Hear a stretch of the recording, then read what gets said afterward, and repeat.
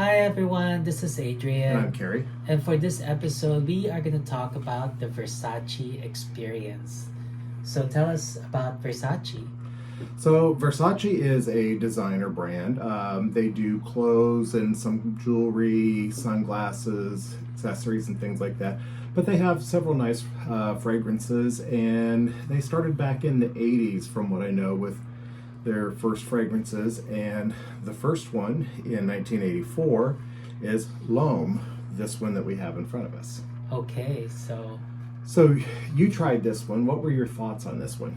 well, it does smell like the decade that it was made That's because a what lot I of the was gonna say. fragrances that came out, like with Givenchy and Guerlain and Dior, they had their first fragrance, and it has tons of notes Mhm. and doesn't really smell like a distinct scent, except that you know that it's from the 80s. Yeah, you can smell it, and you smell the 80s. Yeah, Can it I- does smell like the 80s. Yeah, and it's not a bad thing. I like it, but it is not something that probably everybody's going to gravitate to. It's kind of reminds me sort of barbershop scents. Yeah. So, and that's kind of a thing that comes across with a lot of 80s sort of scents for guys.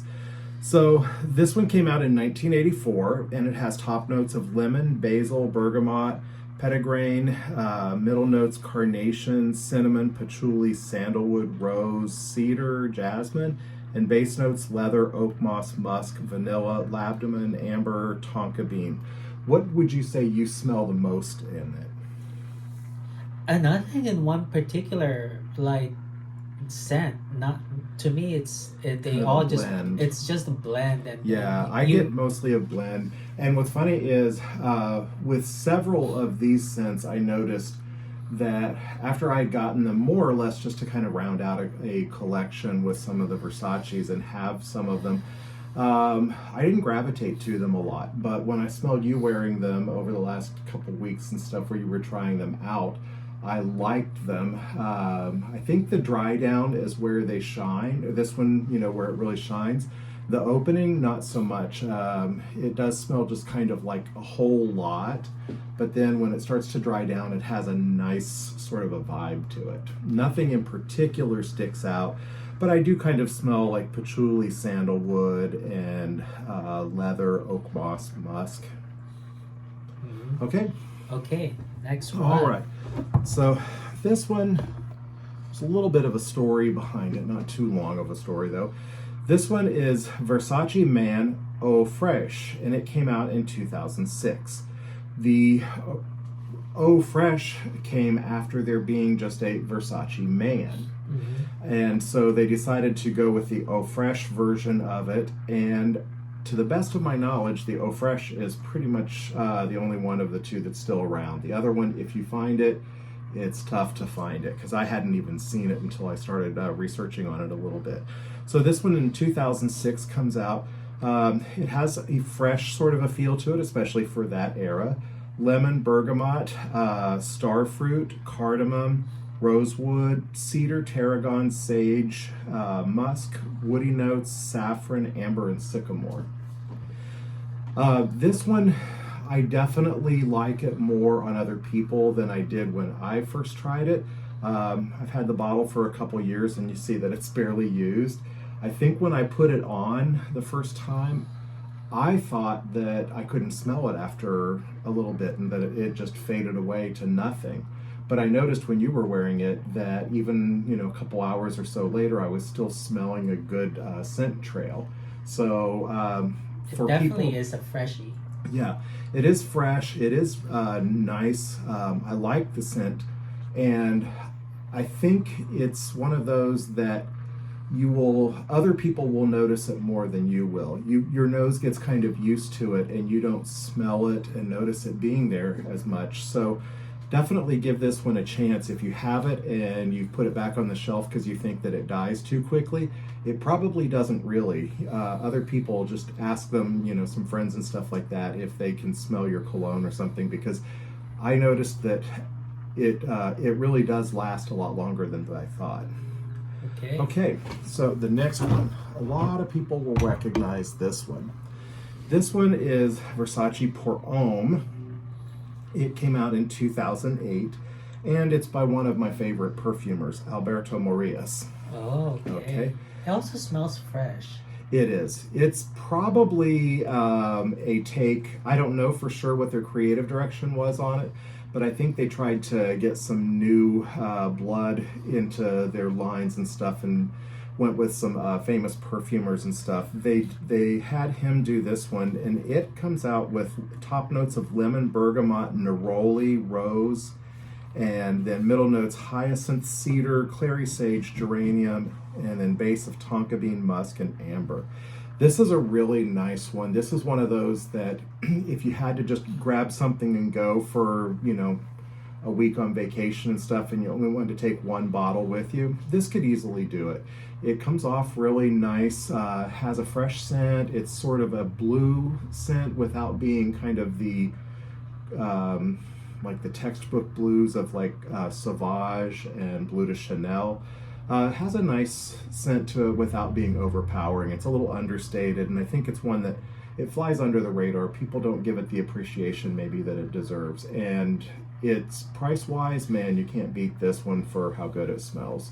Okay. What were your feelings on this one when you wore it? Well, definitely what you said, like a blue fragrance, but more citrusy for me. So good for warm weather. Yeah, definitely a nice warm weather scent and stuff. You can't go wrong with it. Nobody will be stuck in an elevator with you and hate that you have this on. It's really pleasant.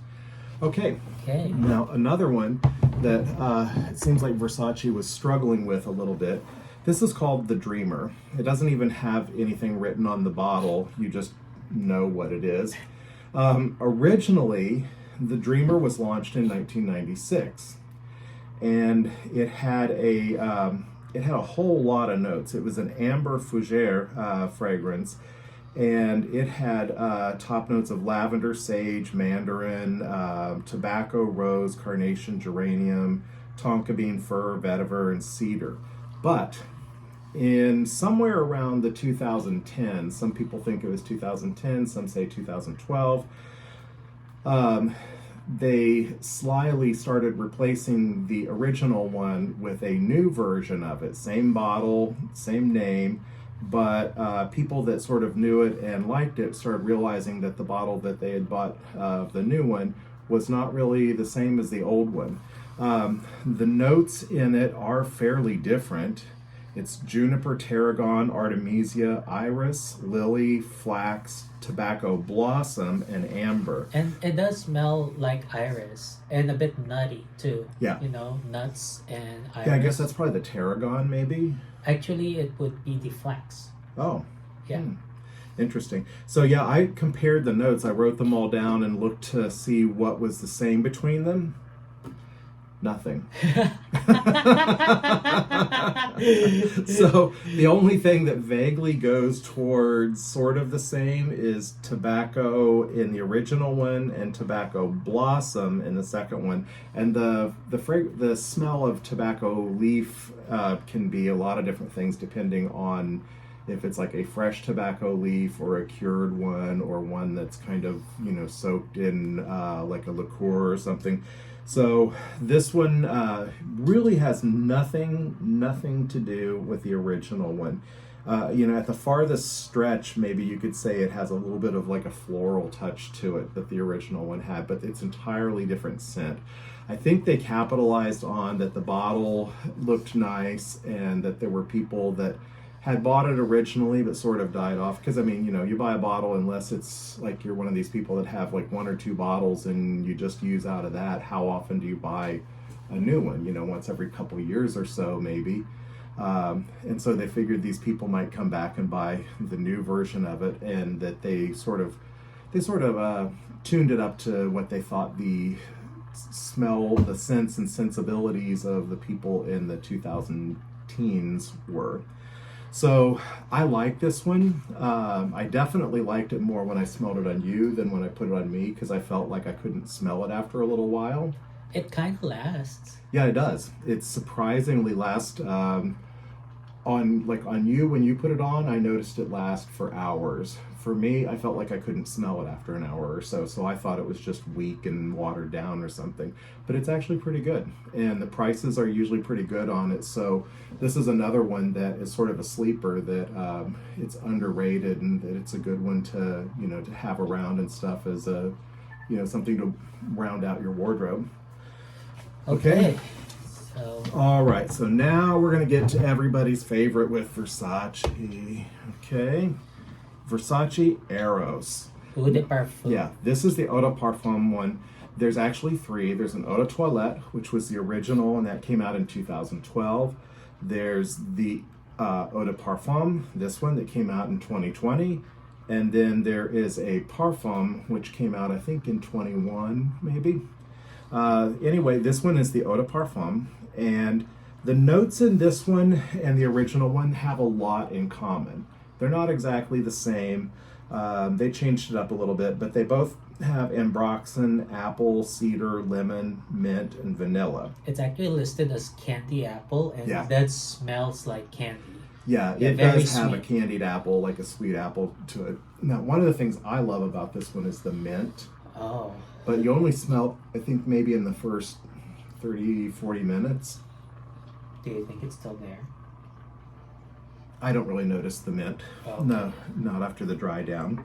I still notice a lot, like with the, like the vanilla, the cedar, clary sage, so on like that. But I like this one. It's kind of loud. It feels to me like a pretty young scent, maybe not like high school young or something like that, but clubbing young. Youthful, clubbing young. What did you think about this one when you wore it? Definitely sweet, and for an eau de parfum, it has some projection. Yeah. What do you think? I think so. Yeah. Did you notice, like, when you would wear it to the gym, did anybody act like they smelled it, or I don't think I went to the gym with this one. Okay. But it's really sweet, and yes, it's really like we call that like fresh in the beginning. Fresh, but with a sort of a sweet, sort of a fresh way.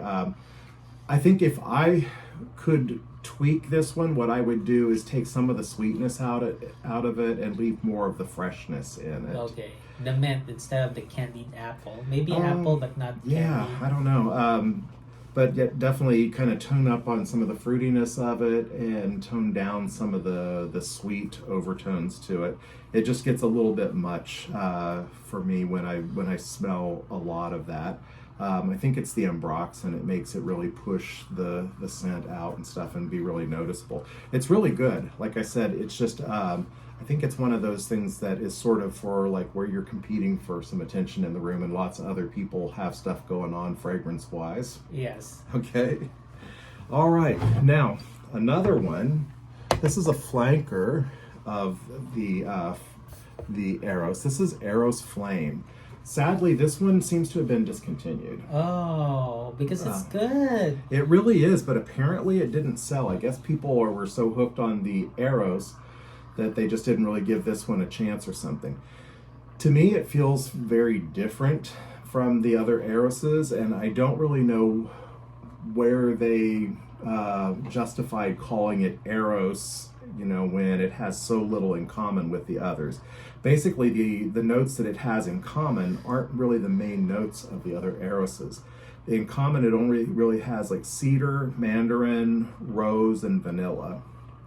And that's really like in common more with the Eau de Parfum, and it doesn't even exactly parallel those notes because it's sort of like instead of like say the mandarin is sort of maybe trades out a little bit for the lemon, and rose for the probably something like geranium or something. Really, basically vanilla is the only thing that's exactly the same. Yeah. So you could say basically it has nothing in common with the others except a few notes that sort of play in the same smell range. It's a citrusy and vanilla. Yeah. The kind of scent.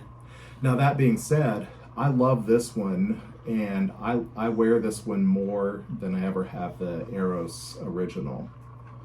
So this one, like I said, it seems to be discontinued, but you can still find it online at discounters, maybe on eBay or something. I would say this is one people ought to pick up while it's still out there. It's pretty good. Okay. All right, now let's see. Now we're going to move on to another one.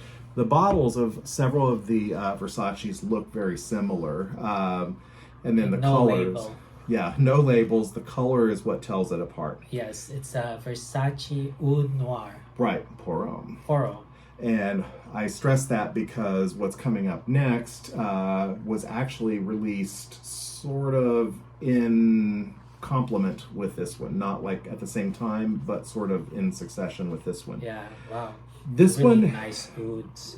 this one is what I kind of think of as a beginner's oud. Beginner's oud. If you've smelled oud and you kind of think you'd like to try that, but you're a little afraid because you've heard oud sometimes is stinky or animalistic or something, this is a safe one.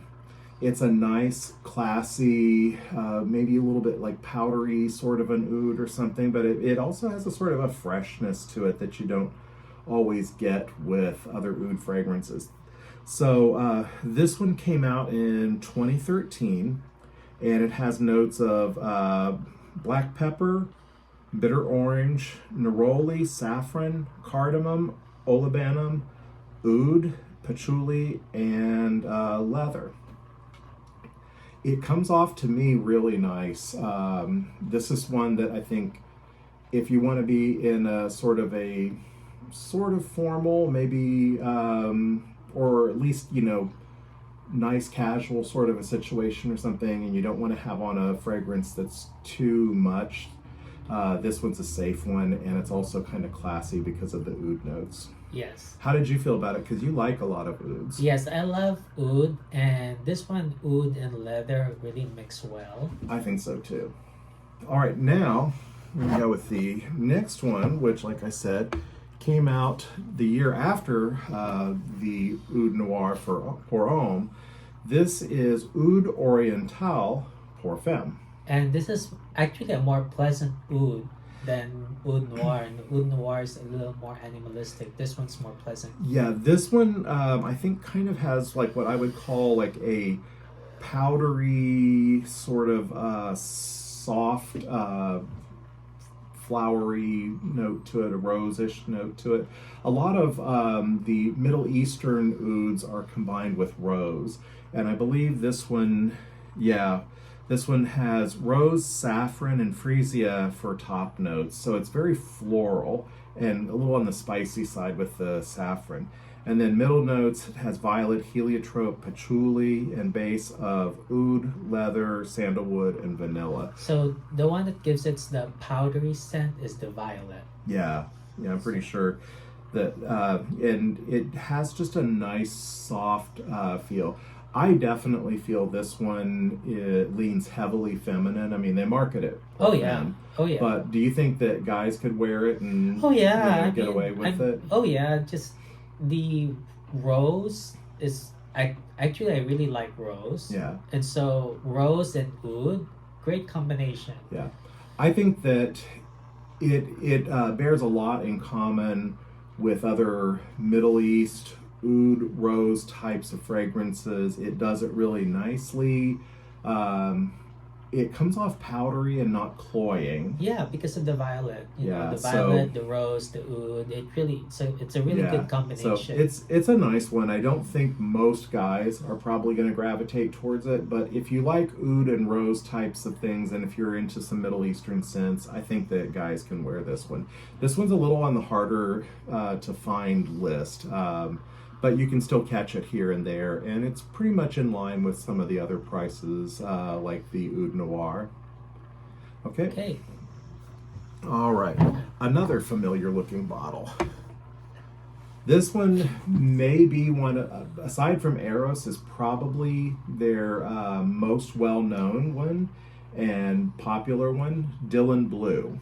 Well, it does smell like a blue fragrance. Well, it is. Let me smell and remind myself because it's Yes. been a while. Yeah. definitely a blue fragrance. You can wear it any day, at any time. Yeah, it pretty much serves for any occasion and stuff. It's not really something that is too like special niche type of a use and stuff. It's another one of those easy to grab and throw in your bag and take with you if you're going on a little trip and stuff and you only want to take one bag or one thing of fragrance. It'll work well. It'll get probably some good compliments, or people will enjoy smelling it, not hate you for it. Yeah. So yeah, that's a very nice one, and It's very versatile. yeah. That's why, because it is a blue fragrance. You know, anytime, any day, even nighttime, even when it's cold. Yeah. Just spray more if it's cold. Yeah. I think that you could wear it pretty much year round, day or night. It has notes of bergamot, water notes, grapefruit, and fig leaf. It has ambroxan, so it really kind of pushes the smell and stuff, and has that sea sort of a smell to it. Pepper, patchouli, violet leaf, and incense, musk, tonka bean, and saffron. So I don't notice much of the. Not the incense. I don't notice really. much of the incense. Yeah, it doesn't smell smoky. And I don't really notice much of the saffron. Usually saffron, if I notice it, it comes off as sort of a like Oriental spicy sort of a smell, kind of sweet spicy or something. I don't notice that so much, but I definitely notice all the fresh notes, the kind of aquatic feel to it. Yes. So that one's a really a crowd pleaser. It's easy for just about anybody to wear, and it serves for most occasions. Okay, that's all we have today. Yes. So thanks for watching this episode of the Scent Library, and hope to see you next time. All right, if you have any questions, leave them in the comments and we'll try to get back to you. Okay. Bye-bye. Bye.